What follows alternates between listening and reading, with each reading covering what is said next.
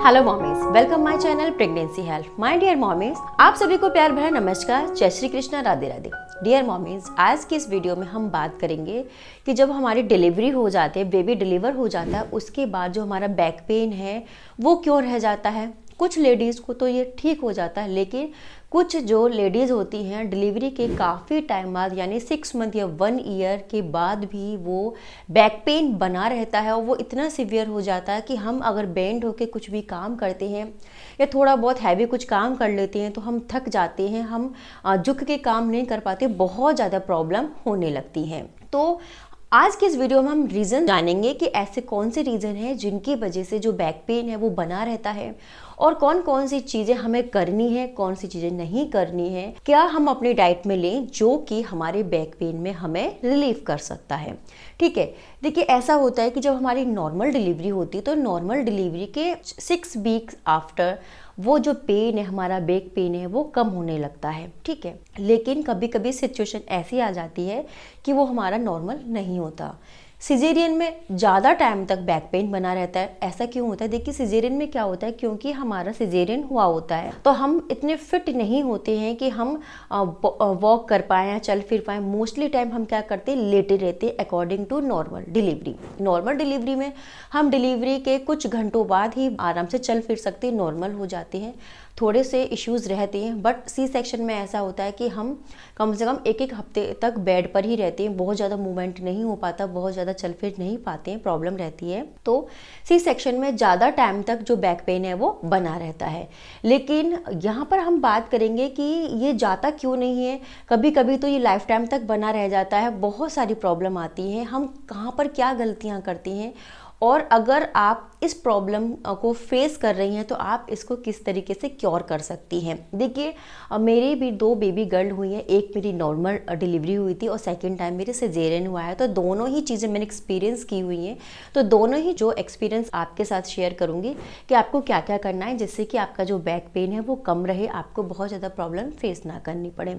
तो देखिए जब हम प्रेग्नेंट होते हैं तो हमारा जो बेबी बम्प है वो काफ़ी ज़्यादा बढ़ जाता है और हमारा जो सारा जो वजन है, जो वेट है, हमारे जो नीज़, हमारे लेग्स और हमारे जो बैकबोन है, हमारा जो हिप एरिया है, इस पर पड़ता है, जो हमारी पेल्विक बोन्स है उन पर पड़ता है। ठीक है, तो कभी कभी ये वजन इतना हो जाता है कि हमारे बैक में बहुत ज़्यादा छोटे छोटे हेयर लाइन जो फ्रैक्चर हो जाते हैं, इनको सैक्रल फ्रैक्चर्स बोलते हैं, स्ट्रेस फ्रैक्चर बोलते हैं। तो ये हल्के हल्के हेयर लाइन जैसे फ्रैक्चर हमारी बैक में आ जाते हैं, जो कि हमारा जो पीछे वाला एरिया है।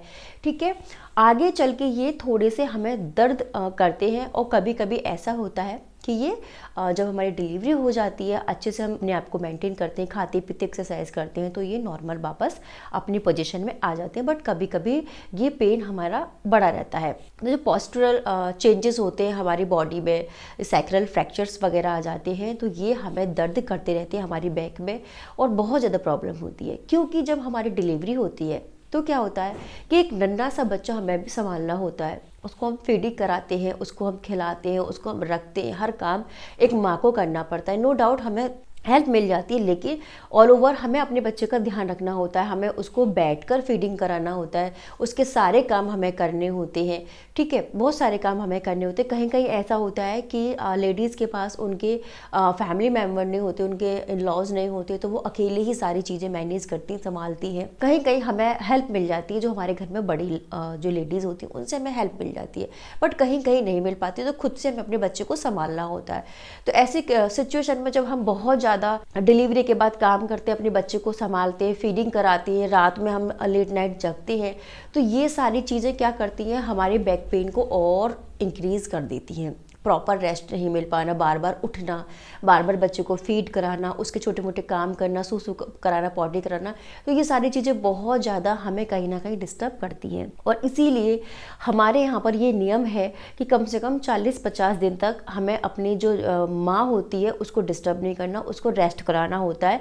क्योंकि इन 40-45 दिन में क्या होता है कि माँ को अच्छी डाइट दी जाती है, उसको प्रॉपर रेस्ट दिया जाता है, उसको सिकाई करवाई जाती है, बैक की मसाज करवाई जाती है, जिससे कि जो उसका पेन है, बैक पेन है, वो रिलीज होता है, कम हो जाता है। ठीक है, तो आपको यही ध्यान रखना है कि आपकी कमर में दर्द है बहुत ज़्यादा और आपकी डिलीवरी को टाइम हो गया है, या फिर आपकी डिलीवरी अभी अभी जस्ट हुई है या फिर होने वाली है, तो इन बातों को आपको ध्यान में रखना है कि कम से कम 40 डेज़ आप अपने आप को रेस्ट दीजिए। उसमें आपको रेस्ट करना है।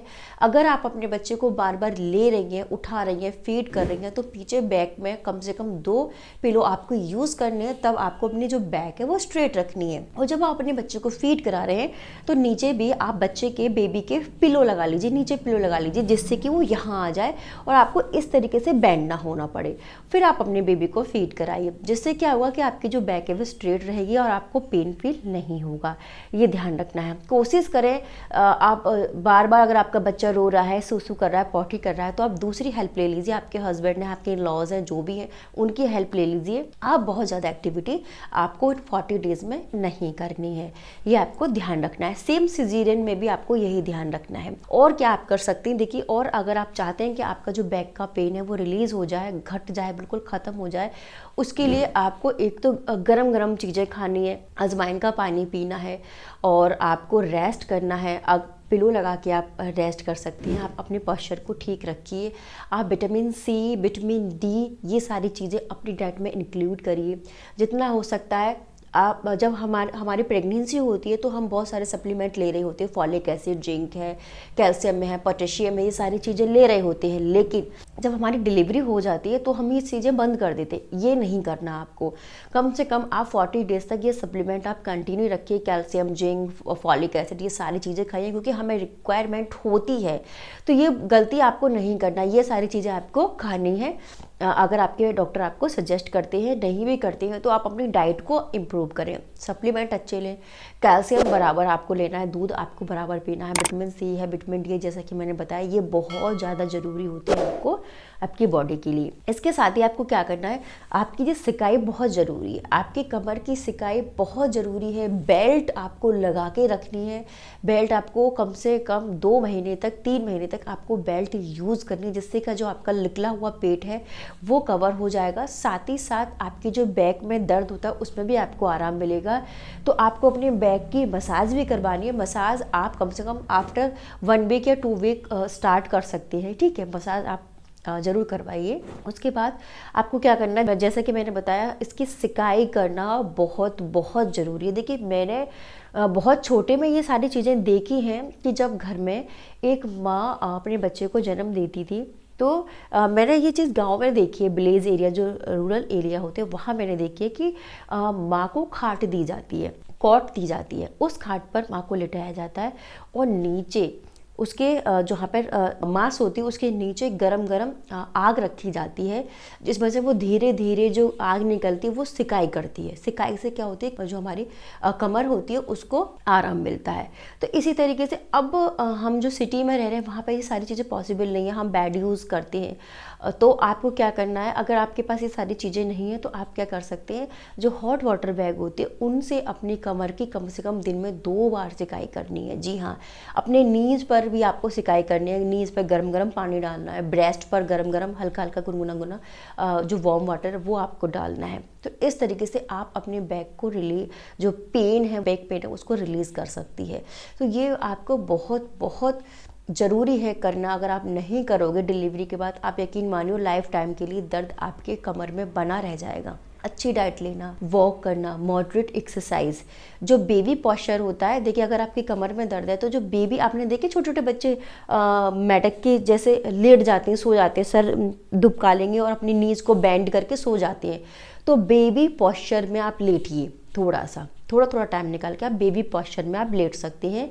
आपको बहुत रिलैक्स मिलेगा, आप यकीन मानिए, बहुत रिलैक्स मिलेगा। तो इस तरीके से 40 डेज तक आपको अपनी केयर करनी है, स्पेशली आपको अपनी कमर की।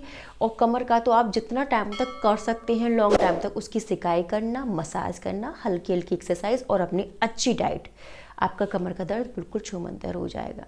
ठीक है, तो ये आप करके देखिए, आपको बहुत रिलैक्स मिलेगा। तो I hope my dear mommies, यदि आप भी अपने कमर के दर्द से बहुत ज़्यादा परेशान हो रही हैं तो आप ये करके देखिएगा, आपको आराम मिलेगा। और बहुत ज़रूरी, अगर आप चाहते हैं कि आप हेल्दी रहें तो ये चीज़ें आप ज़रूर करिएगा। ठीक है, तो my dear mommies, I hope ये वीडियो आपको अच्छी लगी होगी। अगर अच्छी लगी तो प्लीज़ इस वीडियो को लाइक शेयर ज़रूर करिएगा।